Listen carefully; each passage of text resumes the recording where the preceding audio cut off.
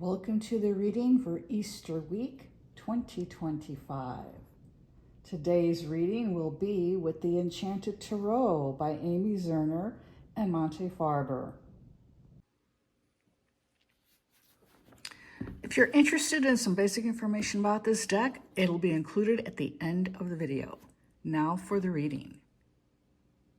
The Enchanted Tarot 25th Anniversary Edition has got really huge, long cards. I'll measure them and tell you what the dimensions are at the end of the video after the reading. So this is how I shuffle them.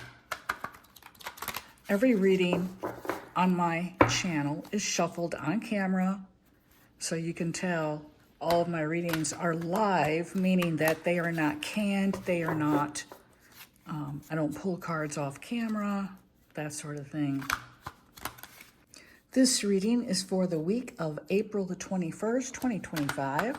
It is a choose your card reading. I'll pull 3 cards at random from the deck and give you 5 seconds to decide on card 1, 2, or 3. If you've got something important coming up this coming week, you may feel moved to choose 2 cards. I've already shuffled this really well off camera, but I just want to give it a few more little shuffles here. I'll be drawing 3. You can choose 1. If you have something important coming up this week, you may choose 2.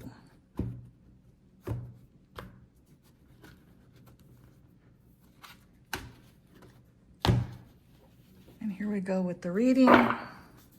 Card 1. Card 2. And card number 3. Alrighty. First card. Oh wait, I gotta give you your 5 seconds. Here you go, counting down.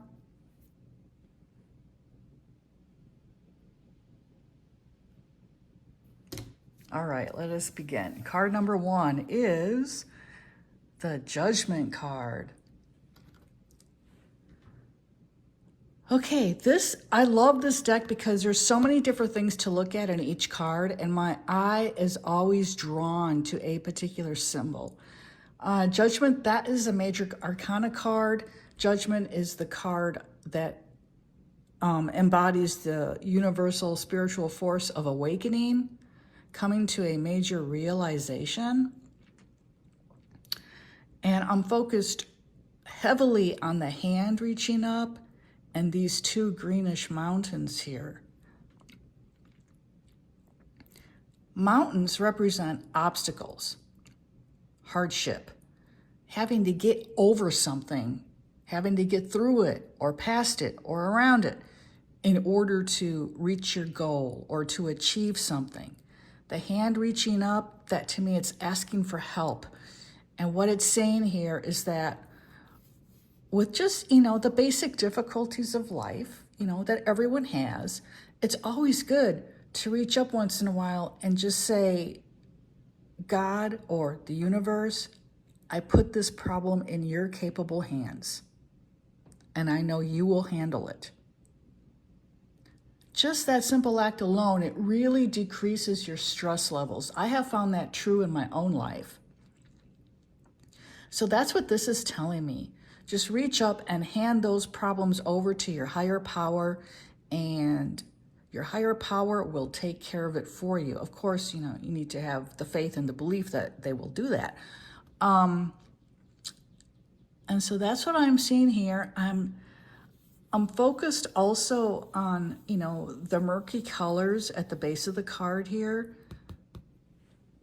That to me, that's your subconscious mind. And the murkiness, it represents the worries of everyday life. And I think that a lot of us, myself included, we tend to make mountains out of what are really molehills. So it's saying don't overanalyze the situation. Hand it over to your higher power and get on with things. That's what I'm hearing from this card. That is card 1, Judgment. Excuse me while I take a drink of water. Card number 2 is the Eight of Wands. This is a card of speed, quick developments in a situation. It can represent travel. If you've drawn the Eight of Wands and you're wondering, when is something going to resolve or when is something going to happen, it's going to happen really soon. This is the card of it's happening really soon, and like probably within about a month. Usually that's what this card represents when I do readings. It's about a month's worth of time maximum. And it's also, what I'm hearing from it is, get your ducks in a row. Be prepared for when this energy does enter your life within the next 30 days or so, because it can catch us unawares. And if we're not on guard for it, it can really knock us off our feet. So be prepared to really jump on things when it happens. This can also be the card of unexpected opportunities coming into your life, and things that are going to be sudden, by surprise, and they're going to be short-lived. So in order to take advantage of those opportunities, you're going to have to act quickly. And that's what I'm getting from the Eight of Wands here. Card number 3 is the High Priestess. This is a card of the Major Arcana. And the High Priestess is the archetypical universal force of intuition, of mysticism, of the occult. And by the occult, I don't mean dark, nefarious practices. The occult, the true meaning of the word occult is hidden. Things that are hidden from our ordinary senses. The High Priestess has extrasensory perception. She has more control of the way she perceives the world and the universe. Therefore, she has access to hidden knowledge. And that's what this card is talking about. And it's saying, whatever you're asking about, to go with your gut. Go with your intuition. You know, our intuition is our direct link to the universal mind. It's the direct link to our higher selves. As such, it's never going to steer us wrong. Okay, your intuition is always going to show you the way. The problem with our intuition is that we often, as humans, second guess it. We think that we know better. And so we're like, yeah, that might work, but I think this would work better. So I'm going to go off in this direction. And then what happens? Usually it's disappointment, and at worst, it can be utter chaos. And believe me, I know. It's happened to me. You would think, oh, you know, she's a card reader. She listens to her intuition all the time. No, I don't, because I'm a human first. And us humans, we tend to often think we know better. So it's saying, trust in your intuition. Go with your gut instincts. So that's what I'm seeing for the week of April the 21st. Now to just look at the cards as a quick 3-card reading here. You've got Judgment here, a major time of awakening. I live in Texas. We are in the Western Hemisphere. This is springtime. So this card very much does make me think of spring and things blooming. And it's realizing this. There's a newness in the energy of the earth. And I don't know if you have felt it. I have felt it big time. And it's saying that the past and all the tribulations we've been through, they're birthing pains to what's coming. Okay? And sometimes it can be very tumultuous before a birth. So we just need to hang on. And then here it comes. And it's going to bring in a great deal of positive energy and new opportunities and growth. And I'm hearing increase of spiritual awareness for many of us. And the rose is a symbol of love. It's also a symbol of purity. And so there's a very high vibrational frequency coming in. And all you have to do is just say, I am open to receiving this higher energy. And that will give it permission to enter into your life and to start to work its changes. Then we have the High Priestess. The changes coming in are going to be affecting our intuitive abilities, our psychic abilities. Everyone is intuitive. Everyone is psychic. You're born like this. And what happens is Society conditions us to believe we don't have those abilities. And because we learn to believe we do not have those abilities become dormant. They're still in there. You can awaken your abilities. And you can also, ask your angels and your guides for help in this. And also just state, to yourself, I'm open to my innate psychic and intuitive abilities. Developing. I am open to this. And another thing, people often saying to me, oh, I wouldn't want to be psychic because I don't want to know about anything bad that's going to happen. You can always ask your angels and your spirit guides, only show me things that are happening that, one, are of a positive nature, and or two, that I have the ability to change. Therefore, you're not going to be shown negative things that may be part of your karma, what other people would say are fated to happen. You won't see that. That's what I've done with my own spirit guides and angels. So I don't see negative stuff. The only negative thing I ever saw was a 9/11. And that came to me in a dream. And unfortunately, there was absolutely nothing I could do about it because when I woke up the next morning, it had already happened. And even as a typical citizen, there still wasn't anything I could have done about it.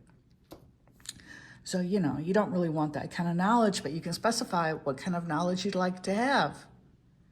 People don't realize this. Your angels and your spirit guides are only going to do exactly what you ask them to do. So the more specific you are in your requests, the more specific the results. Remember that. And this is what I'm seeing for April 21st, the week of April 21st, 2025. I'm Nefer Kefri of Magical Musings 1111. Thank you for watching. I ask that you subscribe and give this video a like, and I'll see you next week. I did say I was going to include information on this deck at the end of the reading for those of you who are interested. There's an Amazon link below if you'd like to order. That is an Amazon Associates link. I do receive a very tiny very tiny commission from about 1% to 3%, but it's a nice way for you to help support my channel. And I would very much appreciate your support. Now I'm going to measure the cards because, these cards are huge. Ooh, they're 6.5 inches long by 3.25 inches wide. In centimeters, that is 16.5 centimeters long by 8.5. So very healthy size of a card. This is the 25th anniversary edition. The deck originally came out in 92, I think. Amy Zerner's artwork is very unique. She does collage using fabric, and they're in a tapestry style. Her artwork is just absolutely amazing.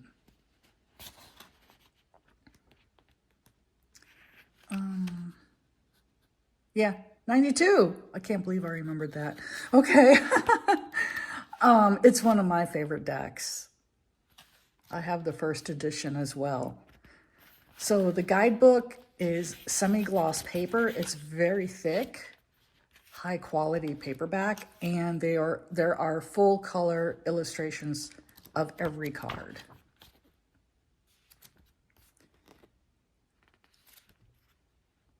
So it's really, really an exceptional deck.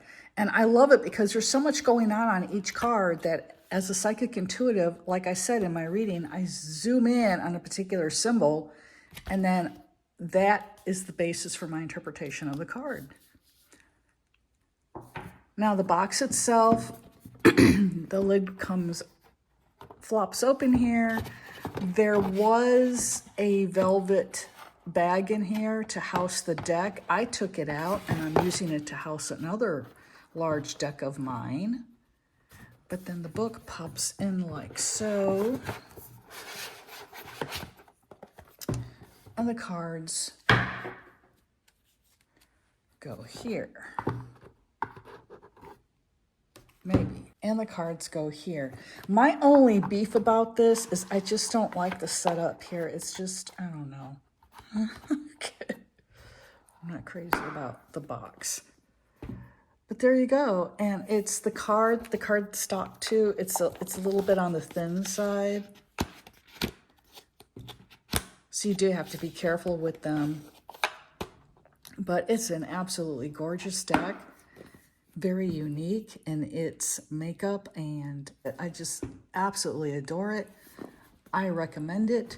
If you can find the original edition, I highly recommend that one. I like that one better. It's a little bit better cardstock. So thank you for watching. This is Nefer Caffrey of Magical Musings 1111, wishing you a blessed day ahead.